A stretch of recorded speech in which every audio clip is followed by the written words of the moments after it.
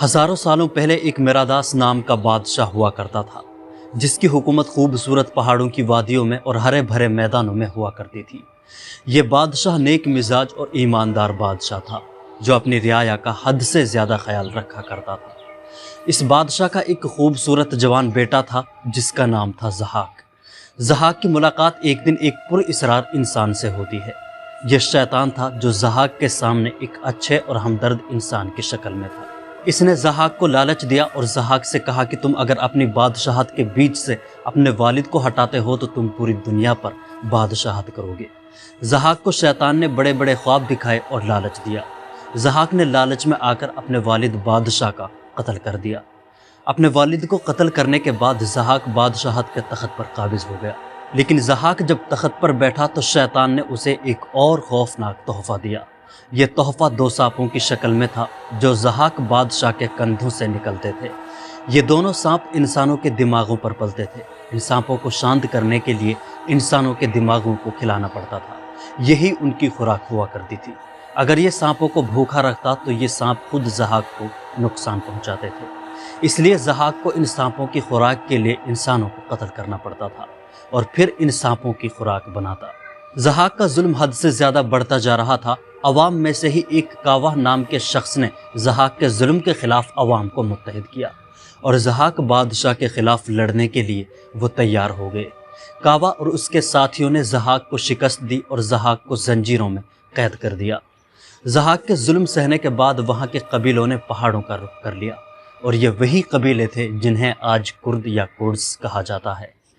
कुर्दों ने वक्त वक्त पर मुख्तलिफ सल्तनतों का सामना किया, जिनमें अरब सल्तनत, मुग़ल हुकूमत, सल्जूकी हुकूमत और बाद में उस्मानी सल्तनत शामिल रही। कुर्दों ने हर दौर में अपने कल्चर और अपनी शनाख्त को बचाने की कोशिश की है। इस्लाम मजहब के फैलाव के वक्त बड़ी तादाद में कुर्दों ने इस्लाम कबूल किया और ख़ास तौर पर उस्मानी सल्तनत में बड़ी तादाद में कुर्द इस्लाम में दाखिल हुए। लेकिन उन्होंने अपनी मकामी सकाफ़त, अपनी तहजीब और ज़ुबान को भी बरकरार रखा। उस्मानी दौर में कुर्दों ने मुख्तलिफ तहरीकें शुरू की ताकि अपनी खुद मुख्तारी वो हासिल कर सकें, लेकिन वो इसमें कभी कामयाब ना हो सके।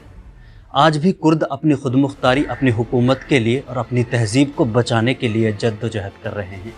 उनके ख्वाबों में एक आज़ाद कुर्दिस्तान है, जो उनके असलाफ की सरजमीन की नुमाइंदगी करता है।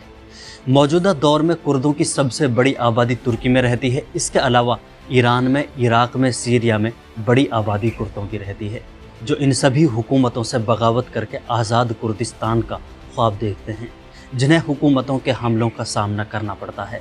कुर्दों में अलग अलग मज़हब के मानने वाले लोग हैं। इनमें ज़्यादातर कुर्द सुन्नी इस्लाम के मानने वाले हैं।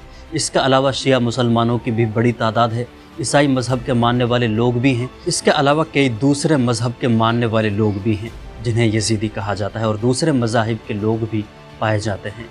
तुर्की के लिए कुर्द एक बड़ा चैलेंज बने हुए हैं, जिनकी बगावत वक्त वक्त पर उभरती रहती है, जिन्हें कुर्द लड़ाके कहा जाता है।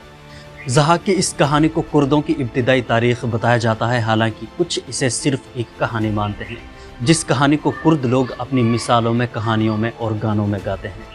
हालांकि कुर्द इसे अपनी तारीख़ की सच्ची कहानी मानते हैं। ज़हाक के इस किस्से को सबसे मशहूर तौर पर फिरदौसी की फ़ारसी शाहकार शाहनामा में बयान किया गया है। यह ईरान की सबसे पुरानी तहरीरों में से एक है, जिसे तकरीबन 1000 साल पहले तहरीर किया गया था। ज़हाक का जिक्र तारीख़ी किताबों में अज़ीदहा या अज़दहा के नाम से भी तारीख़ में जिक्र किया गया है।